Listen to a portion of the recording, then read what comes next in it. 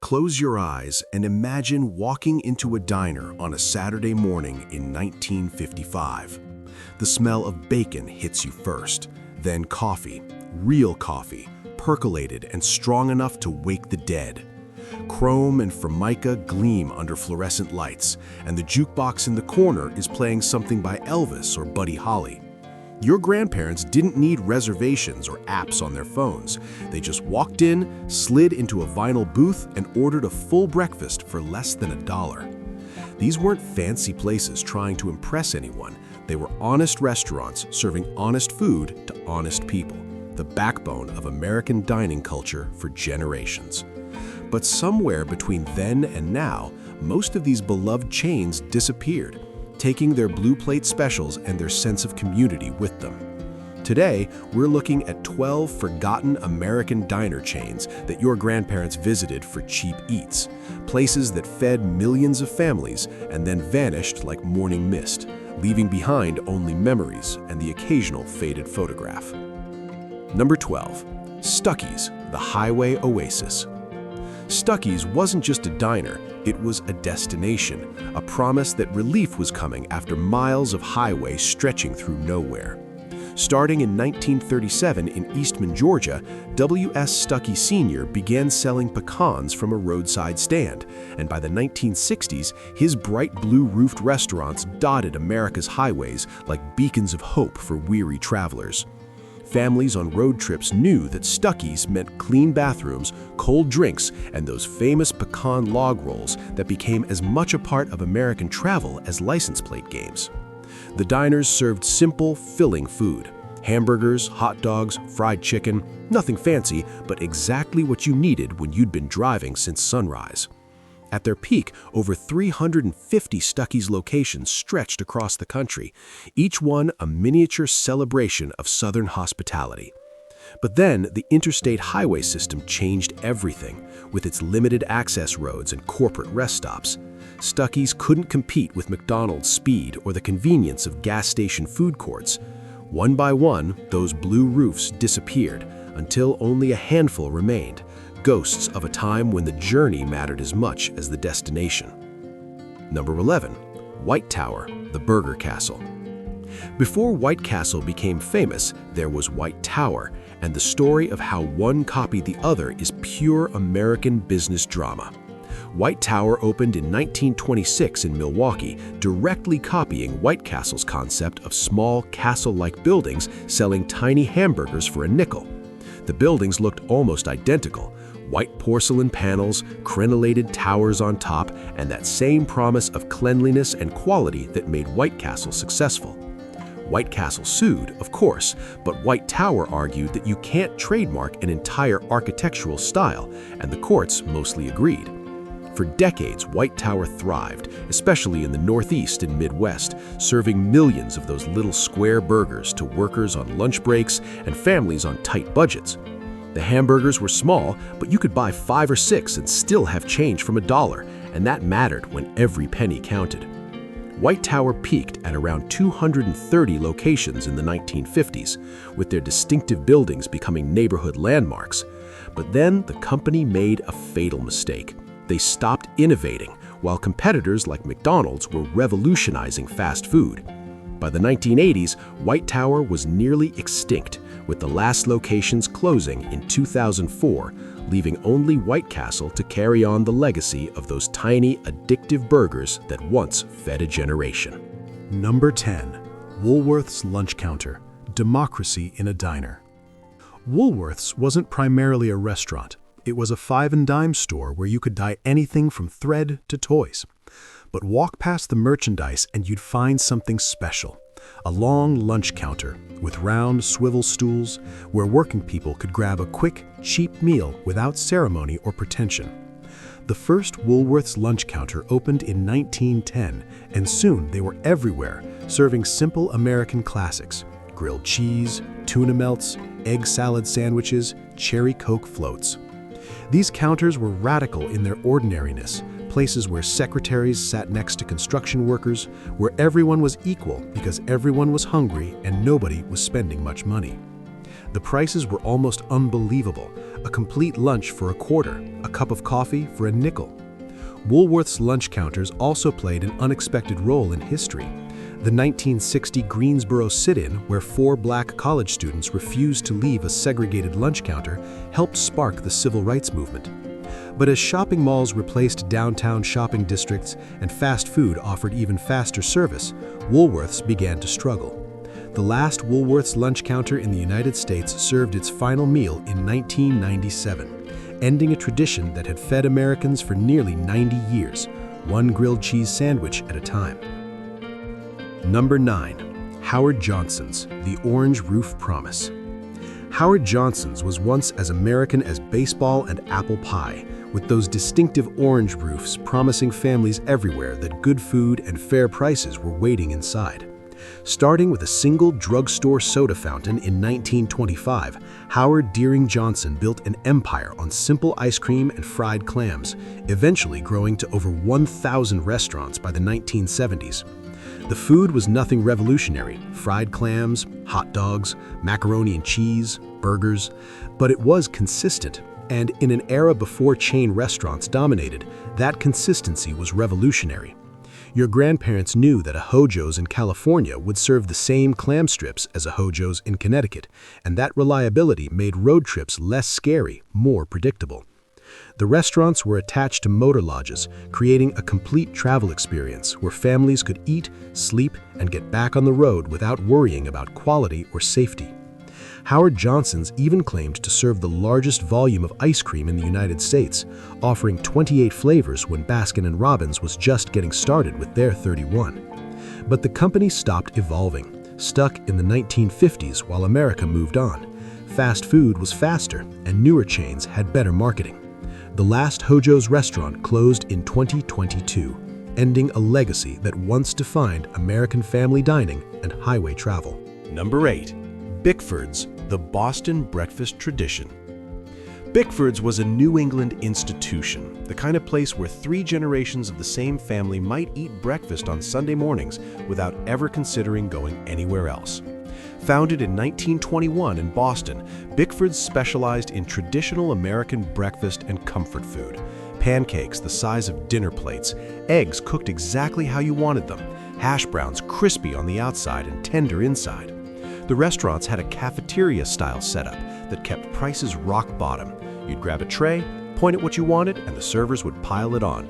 This wasn't fancy dining. The tables were simple, the floors were linoleum, the coffee was strong and refilled without asking. But that was exactly the point. Bickford's was for regular people who worked hard and didn't have money to waste on atmosphere. At their height in the 1950s and 60s, Bickford's operated dozens of locations throughout Massachusetts and neighboring states, each one packed during breakfast and lunch rushes with factory workers, office employees, and families who knew value when they saw it. The chain struggled as labor costs rose, and customers started preferring the convenience of drive-thrus to cafeteria lines. The last Bickford's closed in 2000, taking with it a piece of Boston's working-class identity and leaving a generation of New Englanders with nowhere to get pancakes that tasted like childhood. Number 7. White Castle, the Slider Pioneer. Mostly gone. Now, White Castle still exists, and you might be thinking it doesn't belong on this list, but here's the truth. The White Castle your grandparents knew has mostly disappeared, reduced from thousands of locations to just over 350, mostly concentrated in the Midwest and a few other regions. Founded in 1921 in Wichita, Kansas, White Castle invented fast food before anyone called it that, serving small square hamburgers for a nickel when most restaurants took half an hour to serve a meal. Those little burgers, called sliders, were steamed on a bed of onions, served on small square buns, and designed to be eaten by the handful. The restaurants themselves were architectural marvels, small, clean, white buildings with stainless steel interiors that gleamed like something from a science fiction movie. White Castle understood that Americans in the 1920s were suspicious of hamburgers, worried about cleanliness and quality, so they made cleanliness part of their brand. Your grandparents could watch through windows as workers prepared their food, see the spotless kitchen, trust that what they were eating was safe. For decades, White Castle was everywhere, feeding night shift workers and families and teenagers on dates, but regional competitors and massive chains like McDonald's slowly pushed them out of most markets. Today, millions of Americans live hundreds of miles from the nearest White Castle, able to buy frozen sliders in grocery stores, but unable to experience the real thing, hot and steaming and perfect at 2 in the morning. Number 6. Needix, the orange drink empire. Needix was a New York institution, as much a part of the city as the Statue of Liberty or the subway system. Starting in 1913, Needix built an empire selling hot dogs and their signature orange drink, a sweet, frothy concoction that New Yorkers swore was better than anything else on earth. The restaurants were small, often just counters with no seats, designed for people in a hurry who needed cheap fuel to get through their day. A Needix hot dog and orange drink became the working person's lunch, costing just 15 cents together during the Great Depression and keeping people fed when every penny mattered. The hot dogs were simple, all beef frankfurters on soft buns with mustard and sauerkraut, but they were good, and more importantly, they were there, on every other corner in Manhattan and throughout the city's 5 boroughs. At their peak in the 1950s, Needix operated nearly 100 locations, serving thousands of customers daily, moving so fast that workers could prepare your order before you finished asking for it. The orange drink was the real star, though. Thick, sweet, and mysterious, made from a secret recipe that some claimed contained real oranges, while others suspected it had never seen an orange in its life. But New York changed. Rents skyrocketed, and fancier lunch options pushed Needix aside. The last location closed in 1998, and with it went a piece of New York's soul, leaving only memories of that orange drink that tasted like the city itself. Sweet, strange, and impossible to find anywhere else. Number 5. Schrafft's, the ladies who lunched on a budget. Schrafft's was different from most diners. It was respectable, almost fancy, but still affordable enough for regular people to feel welcome. Founded in 1898 in Boston and expanding throughout the Northeast, Schrafft's occupied a unique space between greasy spoon diners and expensive restaurants, offering white tablecloths and waitress service without the prices that would scare away working families. The restaurants became famous for their ice cream, chocolates, and baked goods, all made in-house with recipes that turned simple ingredients into something special. But what really made Schrafft's unique was its clientele. It became known as a place where women, especially women shopping alone, could eat lunch without feeling uncomfortable or judged. In the 1930s and 40s, most restaurants were male-dominated spaces where an unaccompanied woman might face stares or worse, but Schrafft's welcomed them, creating an atmosphere of respectability and comfort. Your grandmother might have met her friends there for chicken salad sandwiches and ice cream sundaes, treating herself to something nice without breaking her budget. At their peak, Schrafft's operated over 50 locations, each one a haven of civilized dining in cities that were often anything but civilized. But the 1960s changed social norms, women gained more freedom and options, and Schrafft's suddenly seemed old-fashioned rather than respectable. The last location closed in 1981, ending a tradition of affordable elegance that couldn't quite translate to a faster, less formal America. Number 4. Horn and Hardart Automat, the future that was. The Horn and Hardart Automat was the most futuristic dining experience your grandparents ever had, even though it opened in 1902. Picture this. Walls lined with small glass windows, each one displaying a different food item: sandwiches, pie, mac and cheese, baked beans. You drop nickels into a slot, turn a knob, and the little glass door would unlock, letting you retrieve your meal without ever talking to another human being. It was like something from a science fiction story, except it was real, and it was everywhere in Philadelphia and New York from the 1900s through the 1970s.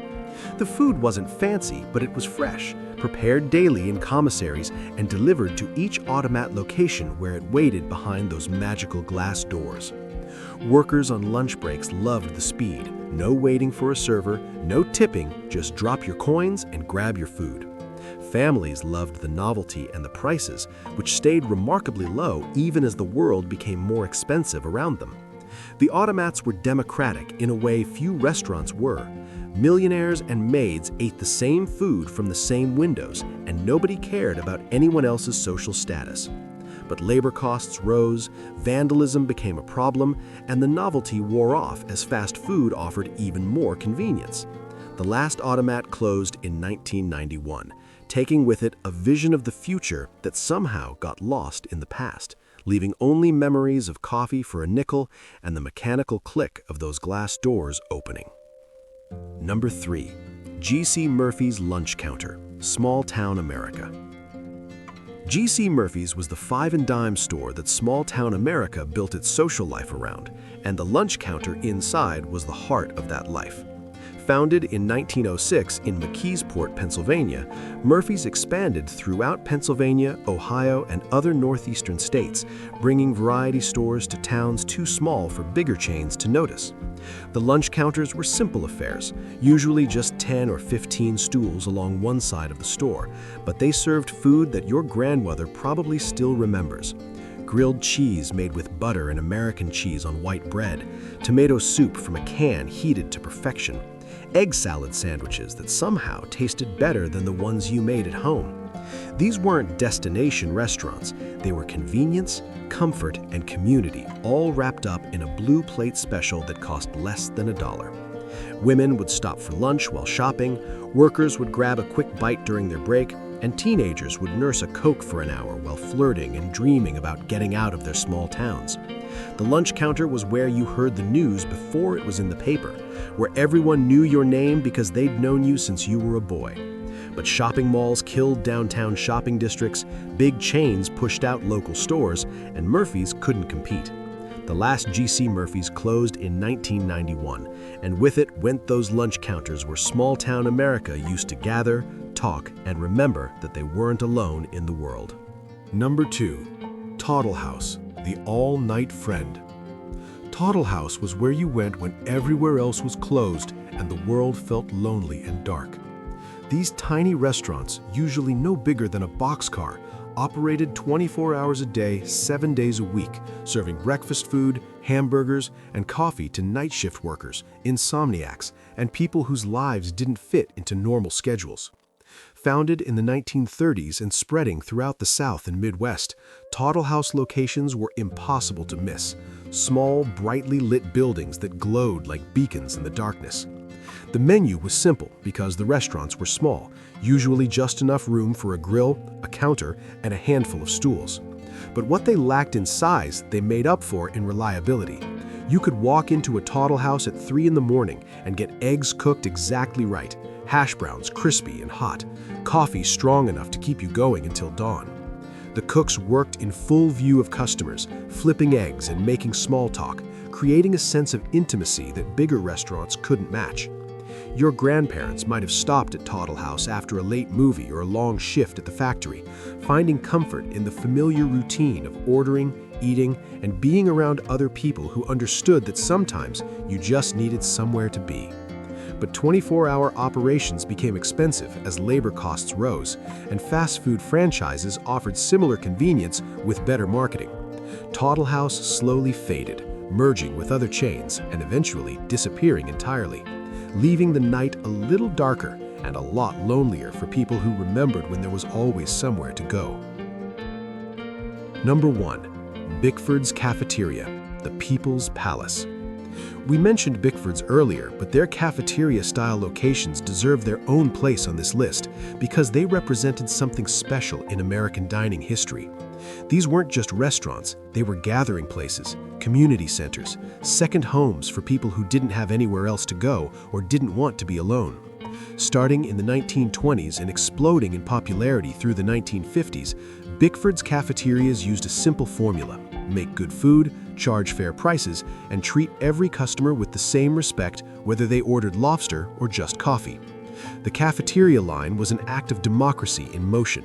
Executives stood behind construction workers, everyone equal, everyone hungry, everyone choosing from the same selection of roast turkey, meatloaf, mashed potatoes, green beans, pie. The food was simple, honest, and plentiful, the kind of cooking your grandmother did on Sundays but scaled up to feed hundreds. Prices were so low that even during the Great Depression, families could afford a full meal without worrying about the cost. The restaurants stayed open late, becoming havens for elderly people who didn't want to eat alone, students studying for exams, couples on limited budgets trying to make a paycheck stretch until Friday. But Americans started wanting speed instead of community, privacy instead of cafeteria lines. The last Bickford's served its final meal around 2000, and America lost something it didn't even realize was precious, a place where strangers became neighbors over meatloaf and mashed potatoes, where nobody was too poor or too lonely to find a seat at the table. These 12 diner chains fed generations of Americans, from the Great Depression through the space age and beyond. They weren't trying to be fancy or revolutionary, they were just trying to give people good food at prices they could afford, with maybe a little dignity and community thrown in for free. Some disappeared because highways changed, some because tastes evolved, and some because we forgot that sometimes the cheapest meal is the one you share with neighbors at a lunch counter where everyone knows your name. Your grandparents remember these places not just for the food, but for what they represented. An America where a dollar went further, where quality didn't require wealth, and where a diner was more than just a restaurant. It was proof that you belonged somewhere, that you mattered, that someone would cook you a meal and pour your coffee and ask how you were doing. If these stories brought back memories or made you hungry for food you've never tasted, hit that like button and share your own diner memories in the comments. Maybe your grandparents visited one of these places, or maybe they had a local spot we've never heard of. Either way, we want to know about it. And subscribe so you don't miss our next trip through the America that was, when things were simpler, cheaper, and just a little bit better than we remember. Until next time, keep those memories alive, and maybe treat yourself to breakfast at whatever diner is still standing in your town, because they won't last forever either.